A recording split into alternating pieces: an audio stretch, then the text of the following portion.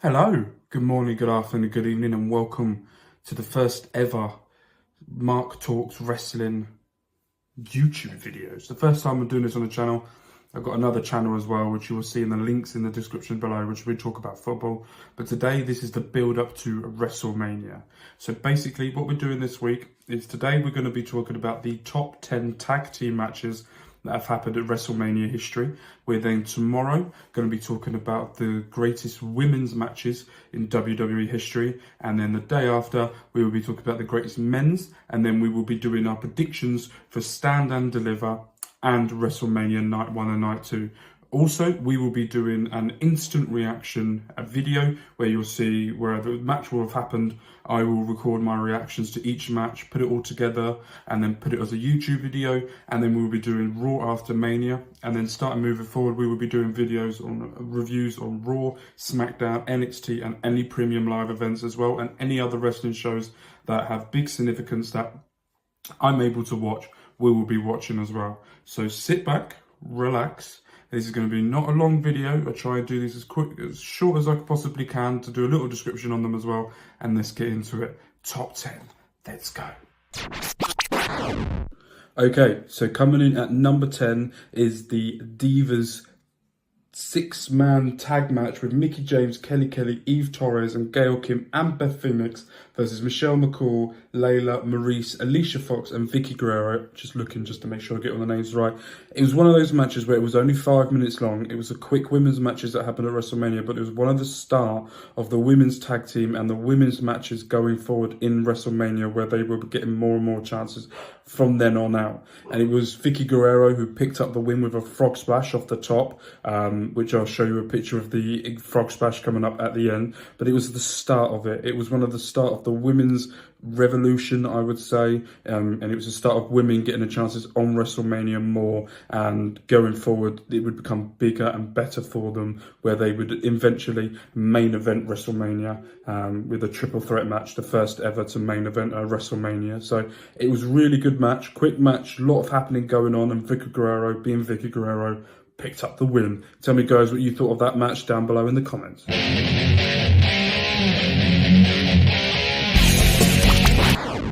Next up is WrestleMania 31 with AJ Lee and Paige versus the Bella Twins. AJ Lee and Paige get it up, and this was, as I said the last video, building to more and more women's matches going. Paige was getting the momentum going when she debuted, and sort of going after AJ Lee after everything that happened before as well. And the Bella Twins getting recognised as well for what they were doing at the time with bringing more fans over and going from it. So this deserves to be on the list. This deserves to be up there by what they were doing and how they were pushing forward. And I think the role that AJ Lee had on both of these people, Paige and the Bella Twins, was massive. AJ Lee was a massive part of WWE at the time and was moving forward and beyond. And it was a Paige that took the mantle from that and get going before all the things happened. And the Bella Twins have gone from strength to strength. As much as I don't like their in-ring work, what they did outside of WWE, bringing the new viewers, they had the Total Divas, the Total Bellas, and bringing them all in coming forward was sort of the growth that they needed to push on and going forward. That's why I put them in the top 10. That's why they are number 9, WrestleMania 31. Tell me what you guys as well. I want to hear them down in the comments section below what you thought of this match. And at the end of this video, I want you to tell me what you think, that if there was any matches I missed out or what should have been there as well. And then we'll have a nice little open discussion down below in the comments. So yes, number 9, AJ and Paige versus the Bella Twins.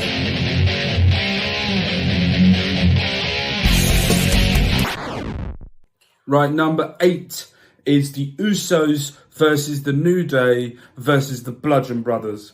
I think there's a little bit sentimental for me in here because of Luke Harper, and I really liked his work that he did in WWE with Bray Wyatt.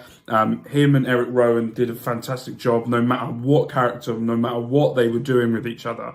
They always had great chemistry with each other and actually pushed each other moving forward as well. This was a very quick match. If you go onto the YouTube and go onto, I think it is WWE's YouTube, you can watch the full match, which is 15 minutes. That also includes the entrances. Very quick match, but I think the Bludgeon Brothers, the way they were at that time, demolishing everyone, going through people really quickly, I think they deserved it at that time. The Usos have now gone on strength to strength and strength and strength, and the New Day as well had gone on further, and we all know what happened to Luke Harper, rest in peace. Eric Rowan's doing his little thing as well. Could be back with Bray Wyatt with his Sinister Six or whatever it is he's trying to do now. But we could see him back in WWE. But I have to put the Bludgeon Brothers on here. I thought it was a great match. I watched it the other day when I was doing this list as well. And it really was a full throttle, just 10 minute match just going at each other. And that's why I put them on there. And that's why they are number 8.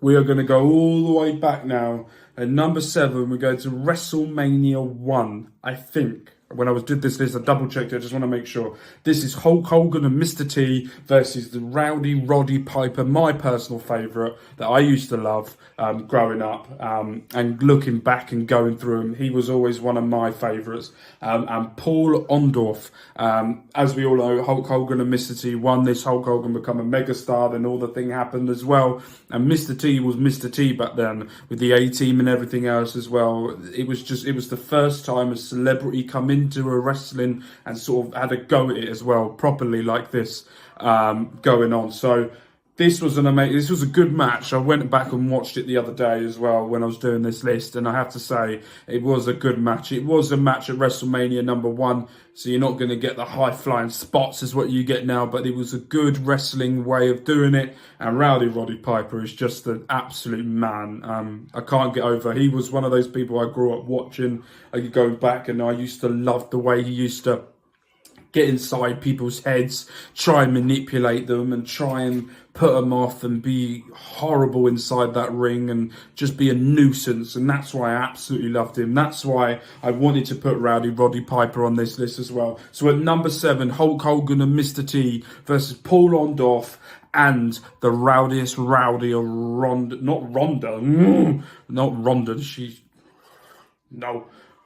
Roddy Piper. Oh yeah.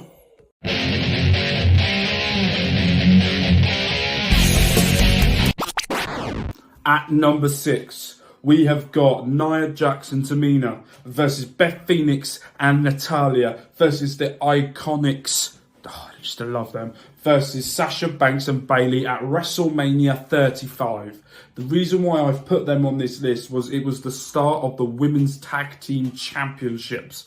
And this was what I thought was an excellent match. Everyone's going full throttle for it, pulling off all the skills. Sasha Banks doing what Sasha Banks does. And it ended with Beth Phoenix hooking her up to do the slam, did the slam, and the Iconics just come in, pushed them out the ring and took the pin and won it. I think the Iconics was so underrated in WWE. I used to love Billie Kay and Peyton Royce. I just thought that the way they were in NXT, the way they used to annoy people, the way they used to just get under people's skin, and the way that they used to just be a laugh as well at the same times. It's a shame they've gone off and they're not really doing much anymore now. Hopefully one day we see them back in WWE. Hopefully we see them wrestling again and getting back together and doing that what they were great at again. But yes, at number 6 is Nia Jax and Tamina versus Beth Phoenix and Natalya versus the Iconics versus Sasha Banks and Bayley. Tell me what you guys thought of this match down below.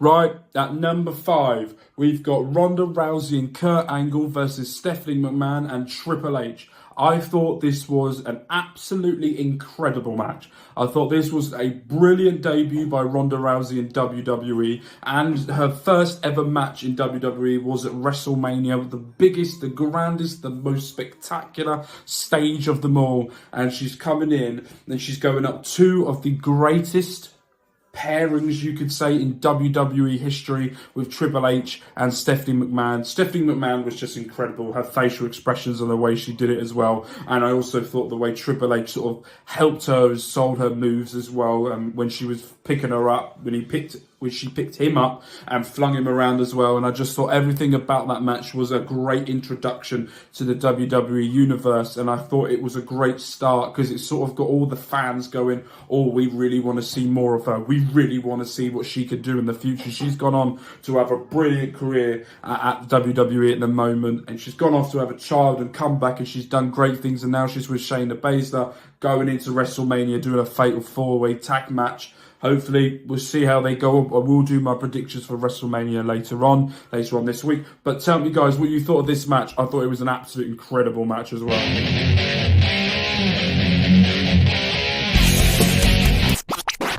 Right, we're going to go back now to 2004, where we had the start of Evolution, where they went up against the Rock and Sock Connection. It was Randy Orton and Ric Flair, if I remember correctly, versus the Rock and Mankind. The Rock went away for a bit, I think, to go and do movies, and then he come back, and Mick Foley was getting attacked and getting beaten up the whole week after week, and the Rock come back and saved him, and it was just the pop that The Rock got when he come back was absolutely incredible. And to have The Rock back, Rock is my personal favourite wrestler of all time, and to have him back in WWE to help Mick Foley and to help Mankind and get that band back together, it was sort of trying to break The Rock at the time. Mick Foley was trying to back then, and to get him, and I thought it was a really good match as well. Brought back and forth, and then The Rock picking up the win with Mankind as well, to get that Rock and Sock Connection win that everyone wanted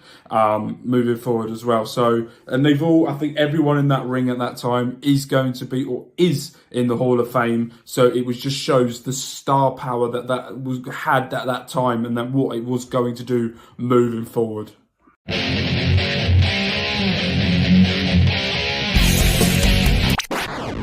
Right, we are now top 3. This is when it gets a little bit hard, a little bit controversial, I would say, because you can have this in so many different ways.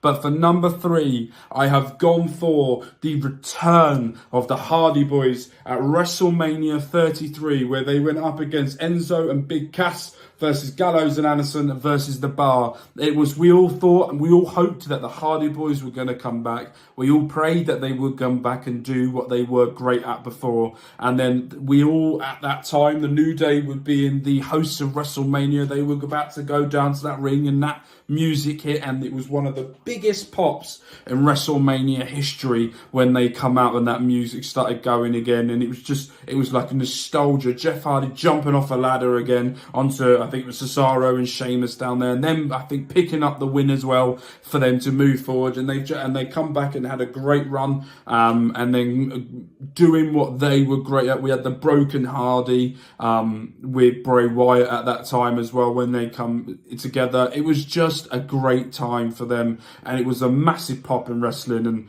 I can't believe I was sat there in my living room watching it and just hoping and praying and celebrating when I heard that music. And you all do the old Jeff Hardy trying to do that when you're going forward as well. Just unbelievable. I was so happy to have them back.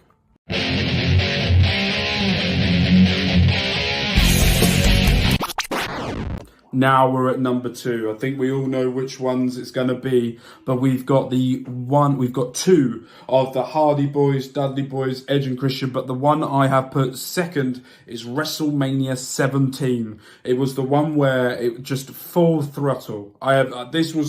These two matches, we all know both of them at number 1 and number 2 are it. But I put WrestleMania 17 because it was chaos. And at the end, when Matt Hardy was going to get the ladders, and it was on top, 2 ladders together with a table across it, and then Edge and Christian pushed them off to go and collect those tag titles. I just thought this was the start of what everyone wanted from tag team wrestling. I was quite young at the time, so watching it, I was just amazed. I watched it again, I think it was like a month or so ago, to get myself ready back into WrestleMania season, and this match will hold up in any era, any decade, any time.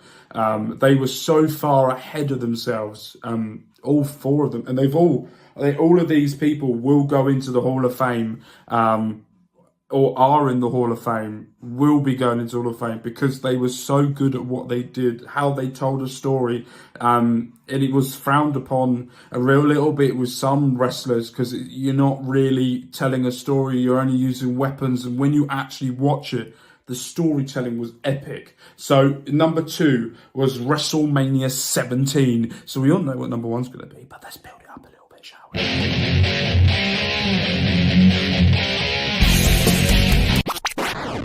As we know, it is WrestleMania 2000. The same teams, but there was a little bit extra. We had Lita, we had Spike Dudley, and we had Rhino added onto this as well as like a little managers, a little bit of additional help to it all going forward. And it was just another excellent match. Another Jeff Hardy trying to do something absolutely ridiculous.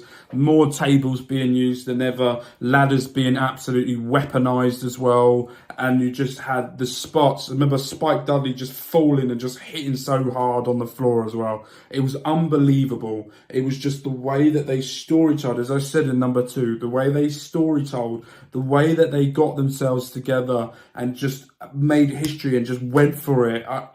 You could imagine sitting in a room with them and just going, right, Hardys, what would you like to do? And Jeff going, I want to go 40 feet in the air, do a triple front flip, back flip, swanton off the top of something and land on something. They're going, no, calm down. And you've got the Dudley boys that are going, how many tables can we use? Edge and Christian going, how can we be sneaky with some chairs and the ladders as well? And then you add the mix of Lita, you add the mix of Rhino, and you add the mix of Spike Dudley as well. And it just brings out the pure unbelievableness of what all they could produce and what they could perform. I thought it was an excellent match. That's why for me, number 1.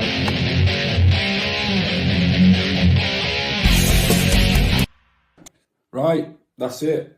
Thank you guys ever so much for joining me in my first episode. This is the first video on this channel that we're doing, but this is going to be a lot more moving forward. A lot more to come, a lot more content to give as well. I've been away on my other channel as well due to mental health reasons. I went through a lot. I wanted to connect back with my family and sort of go through the process of going back through the mental health process as well. So it was a lot taken on me moving forward, but I'm back now. I'm here to make a lot of content. I'm here to make a lot of videos. I'm here to grow the audience a little bit more. So please subscribe. Please follow us on all of the links to all of our channels and all of the social media pages we have will be in the description down below. So please go and check that out as well. If you haven't as well, please go and subscribe to Tom Collique as well, who is fantastic at what he does. All of the spoiler warnings, all of the news that you can get, Sean Rossap couldn't even give. So please go and check that out as well. If you can, give him a massive thank you. I have all the time. He's sort of helping me get back on my feet and moving forward as well. So thank you guys so much. Don't forget, this week, I'm just going to get it up on the screen next week so I don't forget. Tomorrow, we've got top 10 women's WrestleMania matches. Wednesday, top 10 men's WrestleMania matches. And then on Thursday, I will be releasing my Stand and Deliver predictions, and Friday will be WrestleMania predictions. So please follow, click that bell as well so you'll get notification for when one of our videos goes out, and I will see you very soon. Peace.